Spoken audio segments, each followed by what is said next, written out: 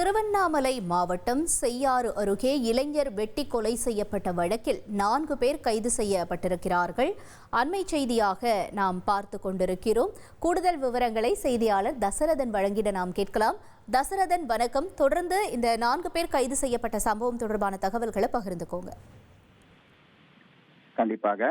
திருவண்ணாமலை மாவட்டம் செய்யாறு அடுத்த வெண்பாக்கம் தாலுகா பிரம்மதேசம் பகுதியில் கடந்த 2 நாட்களுக்கு முன்பு டாஸ்மாக் கரை அருகே 35 வயது மதிக்கத்தக்க வாலிபர் கொலை செய்யப்பட்டு மூட்டையில் கட்டி உடல் வீசப்பட்டு கிடந்தது.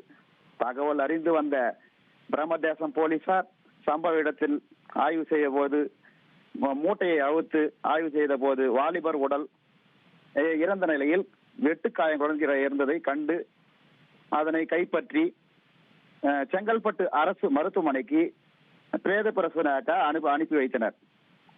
தொடர்ந்து விசாரணையில் ஈடுபட்ட போலீசார் பிரம்மதேசம் கிராமத்தை சேர்ந்து பூர்வீகமாக கொண்டு தற்போது காஞ்சிபுரம் தாலுகா வெங்கடாபுரம் பகுதியில் வசித்து வருவர் மணிகண்டன், வயது 35 என்பதும் ஆட்டோ ஓட்டுநர் தொழில் செய்து வருவதாகவும் தெரிய வந்தது. அதனைத் தொடர்ந்து கொலையாளிகளை பிடிக்க தனிப்படை அமைக்கப்பட்டு கொலையாளிகள் யார், எதற்காக கொன்றார்கள் என்ற தீவிரமாக விசாரணை மேற்கொண்டனர்.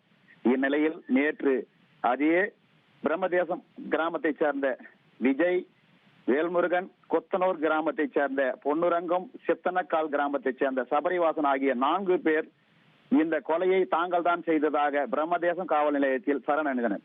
அவர்களிடம் நடத்திய விசாரணையில் 2017ஆம் ஆண்டு 8 ஆண்டுகளுக்கு முன்பு ஜூலை மாதம் நடந்த அதே பகுதியில் நடந்த பாஸ்கரன் என்பவர் தலையில் கல்லை போட்டு அடித்து கொலை செய்யப்பட்டு பிணமாக கிடந்துள்ளார்.